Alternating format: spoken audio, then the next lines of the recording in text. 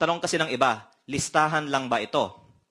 Para sa lahat po ng mga turista na pupunta sa aking distrito, dinadaanan niyo po ang Tagaytay-Nasugbu Highway.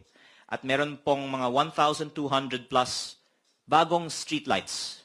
Tayo po ay nagpapasalamat sa DPWH dahil ito po ay ang pinakamalaking streetlight project na nakikita ko sa buong NEP. Ito po ay nakakatulong sa lighting ng isang napaka-importanteng highway. Ngunit, ang lumalabas na presyo sa mga streetlights na ito ay over 230,000 kada piraso. Mga 4 to 5 times overpriced.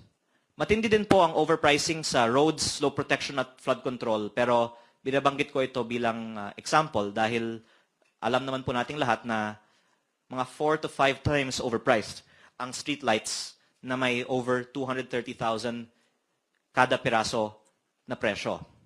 Kaya kung may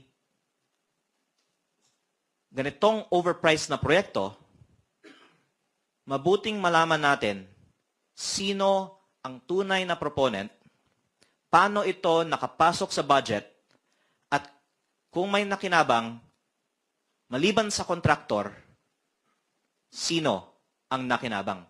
Wala po akong inaakusa, ako po ay nagtatanong po lamang, lalong-lalo na po dahil ito po ay tungkol sa aking distrito. At kung mas napababa itong presyo, baka mas marami pang mga streetlights ang nagpailaw sa Tagaytay-Nasugbu Highway. If we can please go to the next slide.